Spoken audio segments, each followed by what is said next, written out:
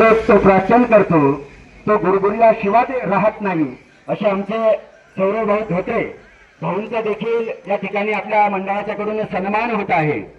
त्याचप्रमाणे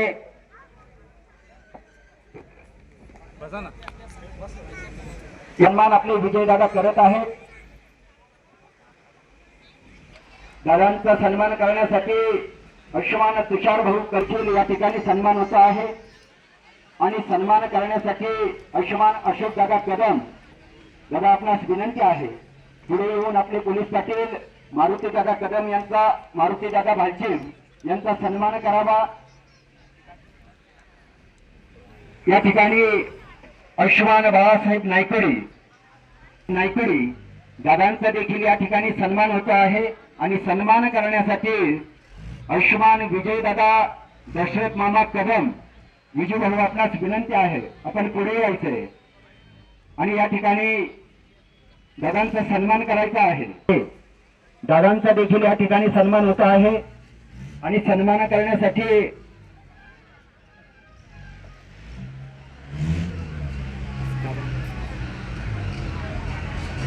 आयुष्यमान प्रकाश दादा कदम आपण पुढे यायचंय आणि दादांचा सन्मान करायचा आहे। या ठिकाणी आमचे लाडके भाचे आयुष्यमान सुरेंद्र भाऊ लोखंडे भाऊंचा देखील या ठिकाणी मंडळाच्याकडून सन्मान होत आहे। सन्मान करण्यासाठी प्रकाश दादांच्या हस्ते या ठिकाणी भाऊंचा सन्मान होत आहे। आम्हा सर्वांचे ज्येष्ठ आणि आम्हा सर्वांचे ज्येष्ठ मार्गदर्शक आयुष्यमान श्रीपाद दादा मोरे दादांचा देखील या ठिकाणी सन्मान होतो आहे आणि सन्मान करण्यासाठी आयुष्यमान अरुण दादा कदम अरुण भाऊ आपणास विनंती आहे मध्ये ज्यांचा अनमोल असा मोलाचा आणि सिंहाचा वाटा असणारे आमचे मधुकर दादा लवांडे दादा आपल्या या ठिकाणी मंडळाच्याकडून सन्मान होत आहे। पुढे येऊन आपण त्या सन्मानाचा स्वीकार करावा। आयुष्यमान मधुकर दादा लवांडे आणि दादांचा सन्मान करण्यासाठी आयुष्यमान विकास भाऊ कदम विकास भाऊ आपणास विनंती आपला देखील मंडळाच्याकडून सन्मान करण्यासाठी आपण पुढे यायचंय। विकास भाऊ आपण मधुकर दादा सर्वच पाहुणे मंडळी सर्व माता भगिनी सर्व आपण मोठ्या संख्येने उपस्थित आहात।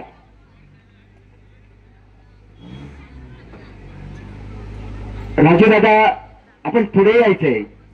या ठिकाणी आपल्या या ठिकाणी मंडळाच्याकडून सन्मान होत आहे। संभाजी भाऊ साळवे आपणास विनंती या ठिकाणी राजूदादा कदम यांच्या हस्ते संभाजी शेठ साळवे आपला सन्मान होत आहे। यांची देखील सन्माननीय उपस्थिती या ठिकाणी आहे। या ठिकाणी सुरेश दादांचा सन्मान होत आहे। राजूदादा आपण पुढे येऊन सुरेश दादांचा सन्मान करावा। कदम आपण पुढे यायचंय आणि सुरेश भाऊंचा सन्मान करायचा आहे। ज्यांचा अनमोल असं सहकार्य लाभलेलं आहे ज्यांचा आपणा सर्वांसाठी ट्रॅक्टर सौजन्य लाभलेला आहे ते आपले सतीश दादा नायकडी दादा आपला देखील मंडळाच्याकडून सन्मान होत आहे।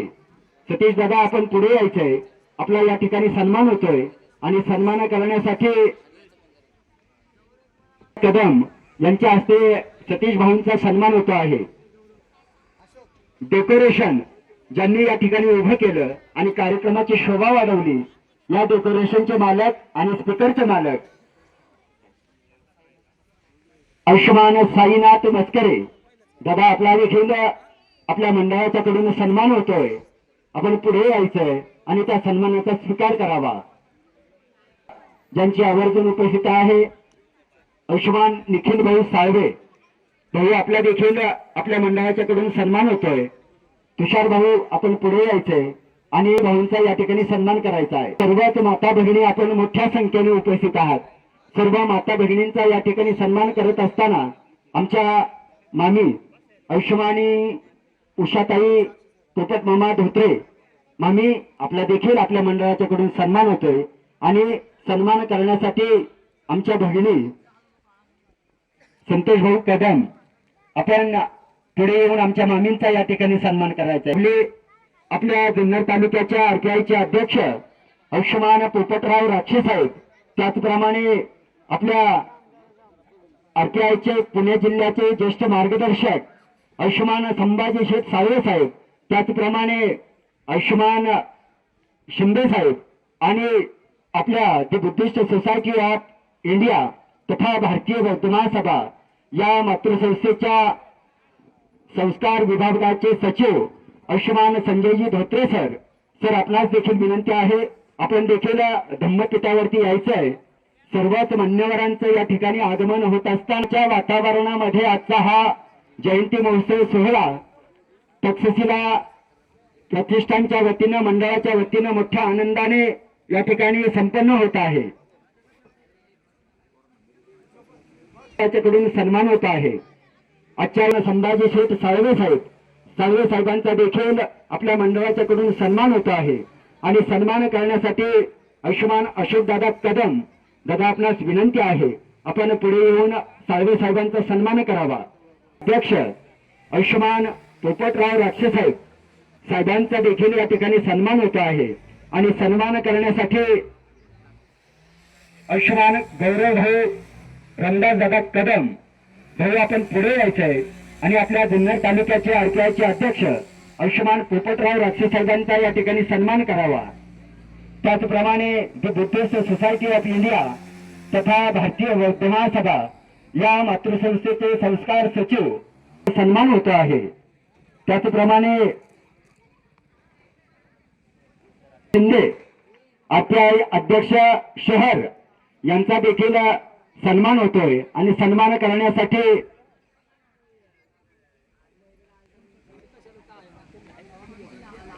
या ठिकाणी सर्वोदय मोजक्याच मान्यवरांचा या ठिकाणी मनोगत आणि सदिच्छा शुभेच्छा घेऊन आपण कार्यक्रम पुढे घेऊयात. प्रथम सदिच्छा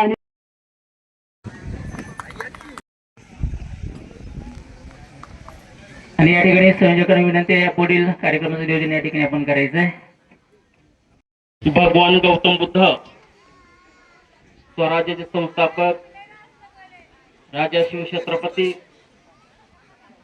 ईश्वररत्न डॉक्टर बाबासाहेब आंबेडकर, छत्रपती शाहू महाराज, क्रांतिकार राघोजी भांगरे, महात्मा ज्योतिबा फुले या सर्व महामानवांना मानवंदना करून या ठिकाणी खऱ्या अर्थानं आज या ठिकाणी डॉक्टर बाबासाहेब आंबेडकरांच्या 135व्या जयंतीनिमित्त उपस्थित असलेले खऱ्या अर्थानं जुन्नर तालुक्यातील आरपीआय अध्यक्ष पोपटशेठ राक्षे, त्याचप्रमाणे सामाजिक कार्यकर्ते जुन्नर तालुक्यातील संभाजीशेठ साळवे, बाळासाहेब नायकोडी या सांगनोरी ग्रामपंचायतीचे प्रथम नागरिक सरपंच गणेश मराडे, उपस्थित असलेले सर्व सांगनोरी आणि पंचक्रोशीतील बंधू आणि भगिनींनो, खऱ्या अर्थानं या ठिकाणी ही जयंती साजरी होत असताना एक सार्था अभिमान आणि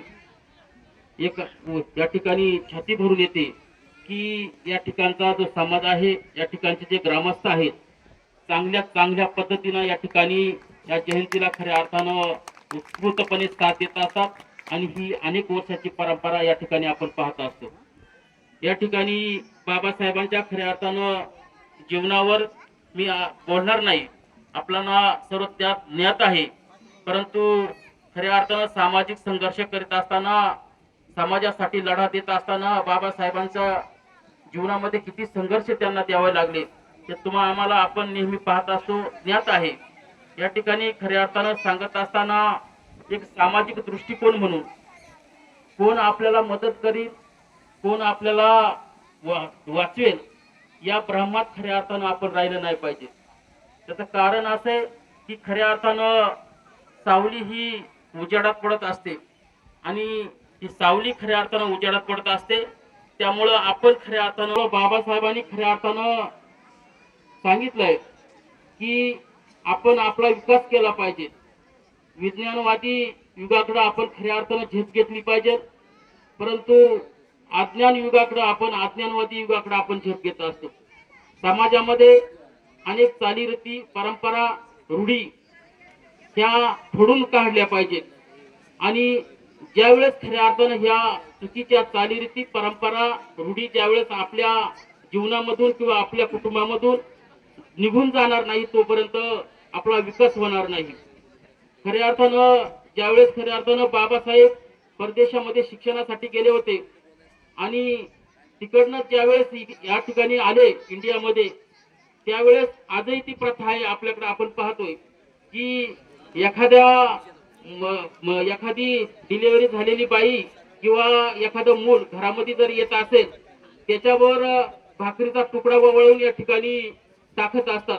त्याचप्रमाणे बाबासाहेबांवर त्या घरातील महिलांनी भाकरीचा तुकडा वळवून टाकला आणि तो तुकडा वळवून टाकीत असताना बाबासाहेबांनी सांगितलं की या ठिकाणचा देश, या ठिकाणच्या देशामधील कित्येक तरी लोक भूकबळीवरून मरतात आणि त्या चुकीच्या चालीरीती, ज्या चुकीच्या परंपरा आहेत, त्या खऱ्या अर्थानं फोडून काढल्या पाहिजेत. आणि तोच भाकरीचा तुकडा घेऊन बाबासाहेबांनी त्या ठिकाणी खाल्ला होता. म्हणजे सांगायचा मुद्दा असा आहे की ज्या चुकीच्या प्रथा आहेत त्या आजच्या समाजाला सुद्धा फोडून काढल्या पाहिजेत. या ठिकाणी खऱ्या अर्थानं दुसऱ्याचं भविष्य सांगत असताना कधी कधी स्वतःच्याच भविष्याची चिंता त्या ठिकाणी माणसाला वाटत असते. आणि आपल्या जीवनामध्ये आपल्याला आणि काही मिळालं पाहिजे, आणखी काही मिळालं पाहिजे, आणखी काही मिळालं पाहिजे, परंतु त्याच्यामधून खऱ्या अर्थानं आणखी काही न मिळतात आणि आपल्या जीवनामधील खऱ्या अर्थानं आपण समाधान जे आहे आपल्या जीवनामधील, ते आपण खऱ्या अर्थानं गमावून बसत असतो. म्हणून आजच्या युगामध्ये विज्ञानवादी युगाकडे आपण वळलं पाहिजे, अज्ञानवादी हे सोडून दिलं पाहिजे. जीवनामध्ये कोणालाही घाबरायची गरज नाही. घाबरायचं फक्त आपल्या बापाला आणि आपल्या पापाला.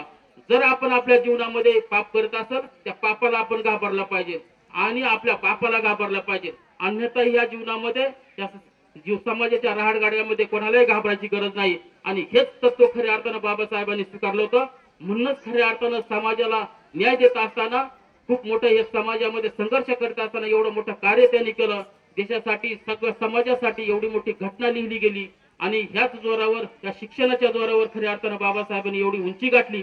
आणि त्यामुळे खऱ्या अर्थानं मला एक सांगायचं वाटतंय की आपल्या जीवनामध्ये, आपल्या कुटुंबामध्ये आपली मुलं जर खऱ्या अर्थानं जर शिकली, सवरली, तर कोणालाही घाबरायची गरज नाही. आणि म्हणूनच या ठिकाणी सामाजिक तक्षशिला सामाजिक प्रतिष्ठान सांगनोरे ह्या जो उपक्रम जयंतीचा साजरा करत असतात, त्यामध्ये सार्थ अभिमान आहे. असाच आपला कार्यक्रम पुढील कार्यकालामध्ये वृद्धिगत व्हावा अशी या ठिकाणी अपेक्षा करतो आणि या ठिकाणी थांबतो. धन्यवाद. महाकारुणी भगवान गौतम बुद्ध, परमपूज्य नेते डॉक्टर बाबासाहेब आंबेडकर, महात्मा ज्योतिबा फुले, माता रमाई यांच्या प्रतिमांना आणि विचारांना अभिवादन करतो. आज या सांगनोरे गावामध्ये तुम्ही जी संयुक्तिक जयंती साजरी करत आहात, छत्रपती शिवाजी महाराज, शाहू महाराज, बाबासाहेब आंबेडकर, महात्मा ज्योतिबा फुले, भगवान गौतम बुद्ध या संयुक्त जयंती निमित्ताने उपस्थित सर्व सांगनोरे गावचे या ठिकाणी सरपंच आहेत गणेशजी मराडे, आपल्या जिल्हा परिषदचे माजी अध्यक्ष सन्माननीय देवराम शेठ लांडे असतील, मधुकर लवंडे यांना धन्यवाद देतो की तुम्ही अध्यक्षांना घेऊन आला. त्याचप्रमाणे संभाजी साळवे, अशोक कदम, देवराम पवार, या गावचे पोलीस पाटील मारुती बागचिंग, बाळासाहेब नायकोडी, प्रवीणजी लोखंडे, सोमनाथ शिंदे, सर्वांचाच नामोल्लेख करणं गरजेचं आहे. कारण बाबासाहेबांची जयंती साजरी करत असताना तुम्ही इतक्या दिमाखाने साजरी करतात. त्यामध्ये बौद्धाचार्य कैलास साळवे असतील, संजय धोत्रे सर, सौरभ धोत्रे, आमचे सुरेश खरात, आणि बसलेले बबनराव मोरे, सर्वच परिचित आहेत. सर्वांचं नाव उल्लेख माझं आमचे पत्रकार भरत मोरे, सर्व मंडळाचे अध्यक्ष रामदास कदम असतील, कुमार गौरव कदम असतील, सर्वच अतिशय जिद्दीने आणि कष्टाने या ठिकाणी 40 वर्ष झाले मेहनत घेतात. राजू कदम आहे, तुम्हाला धन्यवाद देईल की कदम आणि राक्षी आम्ही भावकी असल्यामुळं तुम्ही जेवढं जोमाने काम कराल तेवढं माझं नाव मोठं होतं. तालुक्यामध्ये जयंती साजरी करत असताना सांगलोरची जयंती म्हणली का मोठ्या आवाजात लोक बोलतात की भारी जयंती होती. बाबासाहेबांची जयंती साजरी करण्याचं कारण की ज्यांना वर्गात बसू दिलं नाही, वर्गाच्या बाहेर अभ्यास केला, परंतु त्यांनी देशाची राज्यघटना लिहिली. कारण संविधान, या संविधानावर संपूर्ण आपलं देश आणि राज्य चाललेलं आहे. धुळीत बसलेल्या गिरजाबाई धोंडाबाई देखील एक मत देण्याचा अधिकार आणि टाटा बिर्लाला देखील एक मत देण्याचा अधिकार, ही पॉलिटिकली इक्वेलिटी बाबासाहेबांनी दिली, म्हणून आपण या ठिकाणी राज्यकर्ते झालो. नाहीतर त्या काळामध्ये आपल्याला एक मत देण्याचा अधिकार, आपल्याला एक देखील मत देण्याचा अधिकार, 10 मतं एका माणसाला असायची, मोठा पैशावाला असला तर. आणि आपल्याला एक मत देण्याचा अधिकार, आणि पैशावाले जिंकायचे ना आपली लोक पडायचे. बाबासाहेब देखील किती वेळा, कारण इलेक्शन आलं किती लोक पैसा वाटायचे, त्यामध्ये जास्तचा गोंधळ व्हायचा आणि त्यामुळे खऱ्या अर्थानं त्या ठिकाणी आपली श्रेय येत नव्हती.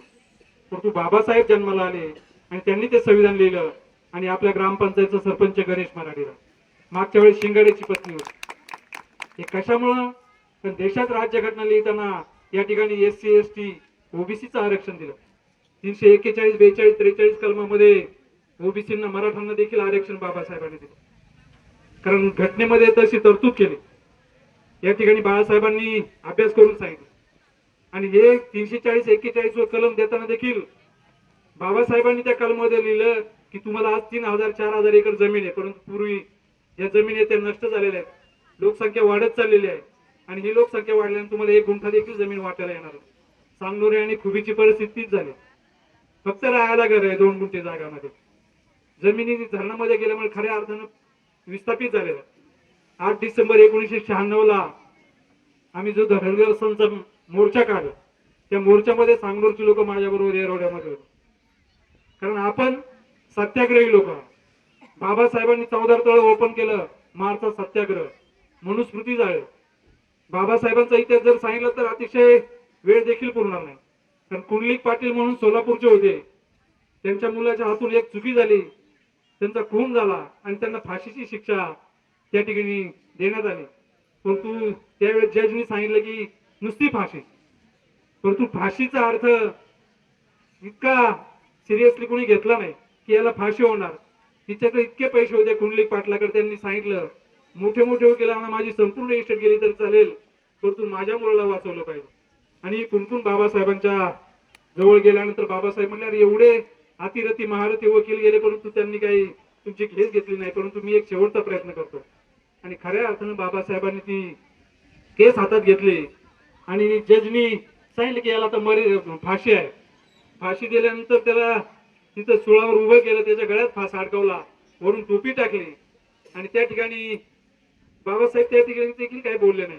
आणि त्या कुंडलिक पाटलाला पण बाबासाहेबांना वकील म्हणून दिलंय आणि या ठिकाणी इतर काही बोलत नाही.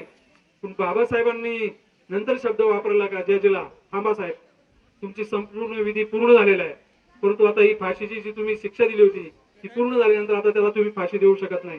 त्याचं कारण ही न्यायाधीश ही फाशी देतो, ही मरेपर्यंत फाशी ही बाबासाहेबांनी त्या ठिकाणी खऱ्या अर्थानं कायद्याने दिलेली आहे. आणि म्हणून संपूर्ण कोर्टामध्ये मरेपर्यंतची फाशी कायम केलेली आहे. नाहीतर नुसती फाशी म्हणलं की फाशी होत नाही. आपल्या पिंपळगाव जोग्याचे मंगेश धोत्रे म्हणून न्यायाधीश झाले पहिल्याच प्रयत्नामध्ये. आपल्या देशाच्या राष्ट्रपती द्रौपदी मुर्मू आहेत. हे कशाचं वृद्ध वाक्य आहे की डॉक्टर बाबासाहेबांची घटना.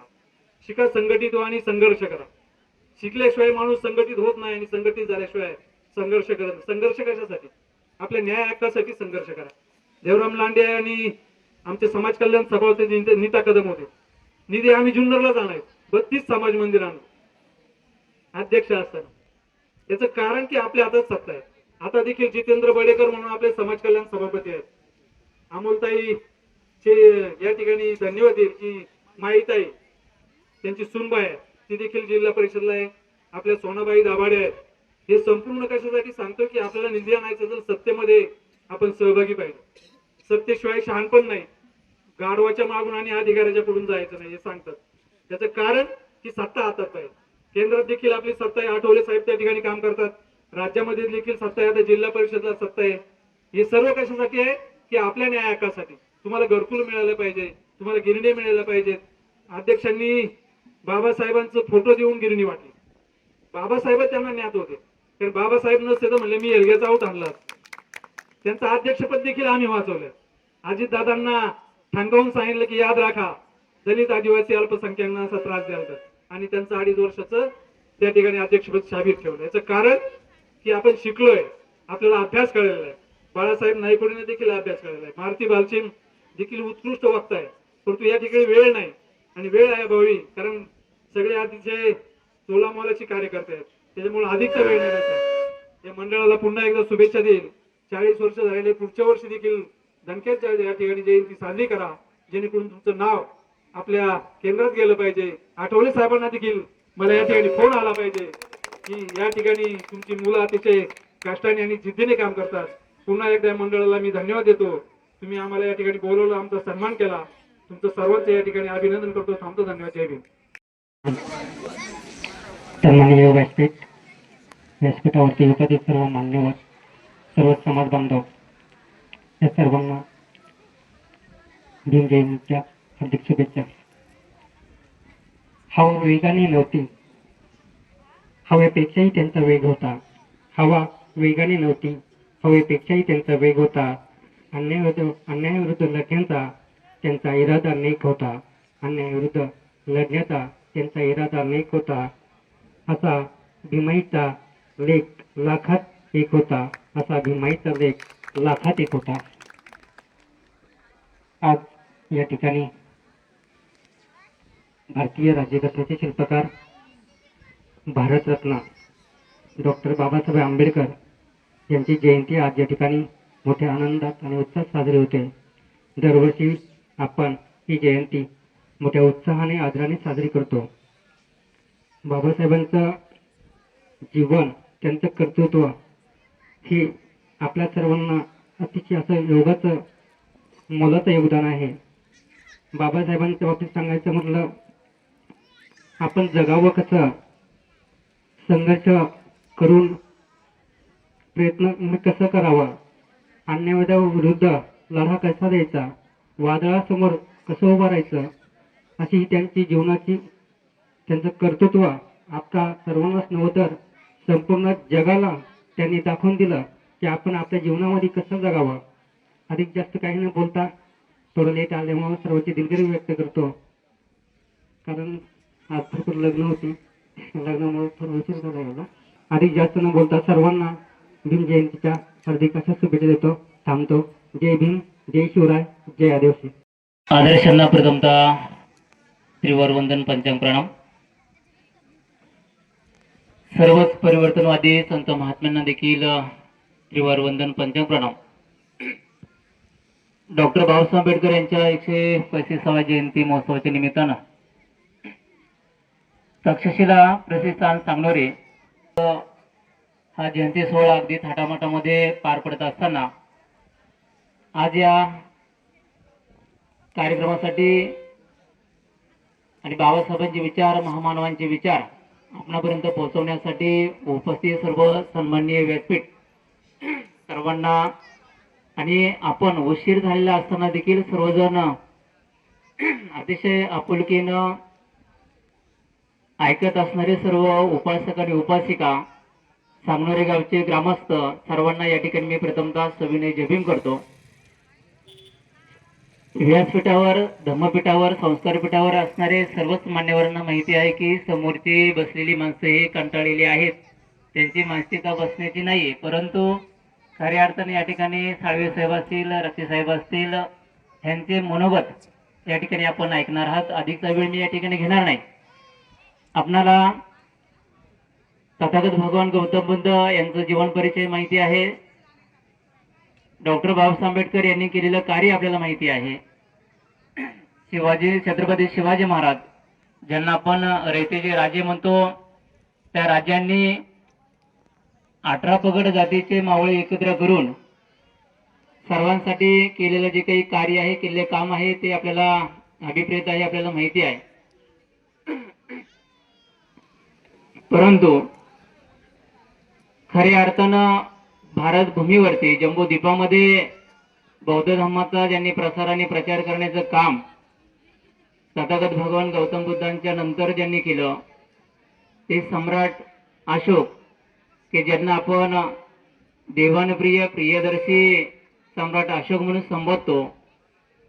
मात्र साहेब सम्राट अशोकांचा परिचय अजूनही लोकांना झालेला नाही, की ज्यांनी संपूर्ण जम्बूद्वीपामध्ये, जम्बूद्वीप कशाला म्हटलं जातं तर अगदी केरळ पासून तर अफगाणिस्तान पर्यंत, बांगलादेश पासून गुजरात असेल, हा संपूर्ण जो काही भारताचा भाग म्हणजे जम्बूद्वीप त्याला म्हटलं जायचं.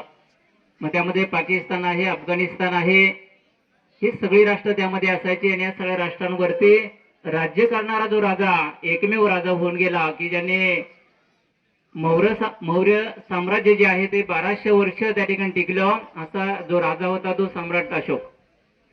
सम्राट अशोकांचे वडील बिंबिसार राजा, मगध देशाचे राजे बिंबिसार राजा. त्याच काळामध्ये कौशल देशाचे राजे पसनजीत होते. बिंबिसार राजा आणि पसनजीत राजा हे तथागत भगवान गौतम बुद्धांचे समकालीन राजे होते. हा इतिहास आहे, अधिकचा मी सांगणार नाही. परंतु तथागतांनी दिलेला जो काही धम्म आहे तो धम्म संपूर्ण जम्बूद्वीपामध्ये प्रसार आणि प्रचार करण्याचं जे काम आहे ते सम्राट अशोकांनी केलेलं आहे. सम्राट अशोक बौद्ध धर्माकडे कधी वळले याची देखील माहिती आपल्याला आहे. कलिंग युद्ध आपल्याला माहिती आहे, त्याची अधिक माहिती मी या ठिकाणी सांगणार नाही. परंतु कलिंग युद्धानंतर सम्राट अशोकांचं जे काही मनपरिवर्तन झालं, बौद्ध धर्माकडे ते वळले, बुद्धांचे ते पायिक झाले, उपासक झाले आणि त्यांनी खऱ्या अर्थानं तथागतांचे जे धम्मस्थळ आपण म्हणतो ते धम्मस्थळ शोधण्याचा प्रयत्न केला. सर्वात अगोदर सम्राट अशोक की ज्या ठिकाणी तथागत भगवान गौतम बुद्धांचा जन्म झाला, लिंबूने या ठिकाणी त्या ठिकाणी गेले. त्यानंतर तथागत भगवान गौतम बुद्धांनी 5 परिवर्जकांना जी काही धम्म दीक्षा दिली, जे काही प्रवचन दिलं, ज्याला आपण धम्मचक्र प्रवर्तन म्हणतो, ते सारनाथ या ठिकाणी ते गेले. अशी 4 ठिकाणी ते महत्वाच्या ठिकाणी गेले. त्यामध्ये सारनाथ आहे, लुंबिनी आहे, कुशीनगर आहे. या ठिकाणी सम्राट अशोक गेले आणि त्या ठिकाणी जाऊन त्यांनी बौद्धगया या ठिकाणी गेले. आजही जर आपण बुद्धगयेला जर गेलात तर त्या ठिकाणी लिंबुनी या ठिकाणी दिसणारं जे काही बुद्धांचं जन्मस्थळ आहे ते जन्मस्थळ उभारण्याचं काम सम्राट अशोकांनी केलेलं आहे. त्याचप्रमाणे बुद्धगया या ठिकाणी असणारं जे काही बुद्ध मंदिर आहे त्या ज्या मंदिराच्या स्वातंत्र्यासाठी बौद्ध बांधवांना मिळावं यासाठी 1851 पासून आजपर्यंत लढा चालू आहे, परंतु आपल्या ताब्यामध्ये ते मिळालेले नाही. अशी धार्मिक स्थळं त्या ठिकाणी सम्राट अशोकांनी उभी केली आणि संपूर्ण जम्बूद्वीपामध्ये बौद्ध धर्माचा प्रसार आणि प्रचार करण्याचं काम केलं. इतिहास सांगणं एवढं सोपं नाही, त्याला खूप वेळ लागणार आहे. परंतु मी आधीच या ठिकाणी बोलणार नाही. मान्यवर देखील या ठिकाणी उपस्थित झालेले आहेत. सगळ्यांना या ठिकाणी मनोगत व्यक्त करण्याची संधी या ठिकाणी मिळणार आहे. या कार्यक्रमासाठी आवर्जून उपस्थित असणारे पुणे जिल्हा परिषदेचे माजी अध्यक्ष आदरणीय देवराम शेठ लांडे या ठिकाणी उपस्थित झालेले आहेत. त्यांचंही तक्षशिला प्रतिष्ठानच्या वतीनं सहर्ष स्वागत आणि अभिनंदन. या ठिकाणी कार्यकर्त्यांना विनंती आहे की आपण साहेबांचा या ठिकाणी सत्कार करून घ्यायचा आहे, सन्मान करून घ्यायचा आहे. समतेचा आणि सदाचाराचा दिव्य संदेश देणारे महाकारणी तथागत भगवान गौतम बुद्ध, स्वराज्य संस्थापक छत्रपती शिवाजी महाराज, स्वराज्य रक्षक छत्रपती संभाजी महाराज, राष्ट्रपिता महात्मा ज्योतिराव फुले, छत्रपती राजश्री शाहू महाराज आणि आज आपण ज्यांची जयंती साजरी करतोय, ज्यांच्यामुळे खरं तर गुलामाला स्वातंत्र्य मिळालं आणि माणसाला माणूस म्हणून जगण्याची जी सवय लावली ती आमच्या भारतरत्न डॉक्टर बाबासाहेब आंबेडकरांनी लावली. ते आमचे भारतीय राज्यघटनेचे शिल्पकार परमपूज्य बोधिसत्व डॉक्टर बाबासाहेब आंबेडकर, माता जिजाई, माता रमाई, माता भीमाई तसंच सर्वच आदर्शांच्या प्रतिमांना प्रथमतः त्रिवार वंदन करतो. डॉक्टर बाबासाहेब आंबेडकरांची जयंती आम्ही साजरी करत असताना आम्ही 365 दिवस हे डॉक्टर बाबासाहेब आंबेडकरांच्या विचारांचे आचरण करत असतो. काहीतरी कोणतरी उठतं आणि सांगतं की बाबासाहेबांनी कुठेतरी 32 डिग्र्या घेतल्याच नाही, म्हणजे आपलं नॉलेज कमी आणि आपण बोलतो जास्त.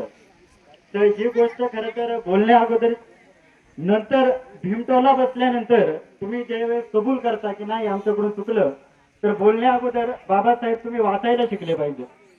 बाबासाहेबांचं जर काम बघितलं हे फक्त, मग ते कोणताही समाज असू दे, आज आमचा आदिवासी समाज असेल, आमचा मराठा समाज असेल किंवा आमचा कोणताही समाज असेल, हा जो पूर्ण ताकदीने आज न्यायाधीशाच्या खुर्चीवर बसताना दिसतोय, आम्हाला राष्ट्रपती होतोय, पंतप्रधान होतोय, ही देण जी आहे ती डॉक्टर बाबासाहेब आंबेडकरांची. परंतु काही काळामध्ये अशी स्थिती निर्माण झालेली आहे की लोकांना असं वाटायला लागलं की आम्ही हे डॉक्टर बाबासाहेब आंबेडकरांपेक्षा जास्त शिक्षित झालेलो आहोत. तर ही बाब ज्यावेळेस त्यांना दाखवून देण्याची वेळ येते त्यावेळेस भीमसैनिक हा नक्कीच तयार असतो. कारण आमचा भीमसैनिक हा फक्त तुम्हाला एक दिवस जरी नाचताना दिसत असेल तर 365 दिवस हा तो डॉक्टर बाबासाहेब आंबेडकरांचे विचार आणि आचार हे जगण्याचे आणि लोकांना दाखवून देण्याचे काम करत असतो. त्यामुळं मला सांगायला एवढं नक्की आवडेल की तुम्ही ज्यावेळेस आक्षेप घेत असता त्यावेळेस बाबासाहेबांनी प्रथमतः आपल्यासाठी काय केलंय हे नक्की तपासा आणि नंतरच त्यावर स्टेटमेंट देत चला. तसे आमचे प्रवीण भाऊ यांचं आम्हाला कायम मार्गदर्शन असतं. ज्यावेळेस कोणतीही गोष्ट घडेल त्यावेळेस ते तिथे उभे असतात. आज आम्ही जी काही आमचं पिंपळगावमध्ये आमचे जेवढे पोरं आहेत त्या सगळ्यांना खरं तर एवढं आज स्टेज म्हणा किंवा हे बोलण्याची जी क्षमता आहे हे सगळं याच्या मागचं कारण आमचे कैलास मामा आणि संजू नाना खरं तर यांचं मार्गदर्शन आम्हाला हे कायमस्वरूपी असतं आणि यांच्या मार्गदर्शनामुळे आम्ही इथेच नाही तर सगळ्या जयंत्यांमध्ये जात असतो. आज भारतीय राज्यघटनेचे शिल्पकार भारतरत्न डॉक्टर बाबासाहेब आंबेडकर यांच्या विचार हे प्रत्येकाच्या मनामध्ये रुजवावे आणि प्रत्येकाला बौद्ध धम्माची गोडी लागावी एवढीच अपेक्षा सगळ्यांकडून व्यक्त करतो आणि भारतीय राज्यघटनेचे शिल्पकार भारतरत्न डॉक्टर बाबासाहेब आंबेडकर यांच्या जयंतीच्या सर्वांना मंगलमय आणि खूप खूप शुभेच्छा देतो. जय भीम. धन्यवाद. डॉक्टर बाबासाहेब आंबेडकरांच्या 135व्या जयंतीच्या निमित्ताने एकत्रित जमलेलो आहोत आणि मला अतिशय आनंद वाटला की 14 एप्रिल ते आज 25 एप्रिल पर्यंत 26 एप्रिल पर्यंत एकाही जयंतीला आमदार, खासदार आणि तहसीलदार किंवा बीडीओ उपस्थित राहिलेले नाही. परंतु जिल्हा परिषद चे माजी अध्यक्ष आदरणीय देवरामशेठ लांडे हे आज आवर्जून इथे उपस्थित झाले. त्याबद्दल मला सारखा अभिमान त्यांचा वाटतो. याचं कारण असं की सर्व लोकांना बाबासाहेबांच्या घटनेमुळे सत्ता मिळाली आणि सत्तेशिवाय शहाणपण माणसाला नाही हेही लोक सांगत असतात. पण आपल्या जीवनातलं सत्य काय आहे हे कोणी सांगत नाही. महाराष्ट्रामध्ये 28,000 ग्रामपंचायती आहे आणि 28,000 ग्रामपंचायतीमध्ये बाबासाहेबांची जयंती साजरी करावी म्हणून मुख्यमंत्र्यांनी आदेश काढलेले आहेत. पण 99% ग्रामपंचायतीमध्ये बाबासाहेबांची जयंती साजरी होत नाही. ती साजरी कशी होते माहितीये? शिपायाच्या हातून बाबासाहेबांच्या प्रतिमेला हाल घालतात. ग्रामपंचायतीचे सदस्य हजर नसतात, सरपंच हजर नसतात आणि बाबासाहेबांची जयंती साजरी करतात आणि तो फोटो गव्हर्नमेंटला पाठवून देतात. पण ग्रामीण भागातल्या सरपंच लोकांनी हे पाहिलेलं नसतं की बाबासाहेबांच्या 14 एप्रिलला मुख्यमंत्री हेलिकॉप्टर मधून आकाशातून बाबासाहेबांच्या पुतळ्यावर पुष्पवृष्टी करत असतात, पुष्प टाकत असतात आणि भारताच्या लोकसभेच्या मंदिरामध्ये भारताचे पंतप्रधान बाबासाहेबांच्या प्रतिमे पुढे अखंड शरीर असं जमिनीवर ठेवून बाबासाहेबांच्या पाया पडत असतात. भारताच्या राष्ट्रपती बाबासाहेबांच्या पुढे जागून नतमस्तक होत असतात. आणि तुम्हाला सांगायला मला अभिमान वाटेल की कृष्णराव मुंडे एक आमदार होऊन गेले, ते नेहमी म्हणायचे की जर बाबासाहेब आंबेडकर नसते तर मी आयुष्यभर हेलग्याचा आवूत हाकत बसलो असतो. आणि आदरणीय पिचड साहेब म्हणायचे की बाबासाहेबांनी जंगलामधून आदिवासींना माणसामध्ये आणलं. हा दोन व्यक्तींचा, दोन नेत्यांचा जर प्रश्न आपण घेऊन, विचार घेऊन जर आपण वागू लागलो तर जंगलामधून माणसामध्ये आणलं म्हणजे काय, तर 9 डिसेंबर 1946 रोजी संपूर्ण भारतातले सर्व 12 बॅरिस्टर म्हणजे ब्राह्मण समाजातले आणि सर्व विद्वान लोकांची एक बैठक झाली, ज्याला आपण घटना समिती म्हणतो. आणि त्यांनी ठरवलं की कोणाकोणाला मतदानाचा अधिकार द्यायचा. तर वल्लभभाई पटेल आणि राजेंद्र प्रसाद म्हणाले जे व्यापार करतात त्यांना मतदानाचा अधिकार द्या, जे देशाच्या तिजोरीमध्ये पैसे आणून देतात त्यांना मतदानाचा अधिकार द्या. कोणी म्हणाले जे दुकानदार आहेत त्यांना मतदानाचा अधिकार द्या. कोणी म्हणाले जे बडे जमीनदार आहेत त्यांना मतदानाचा अधिकार द्या.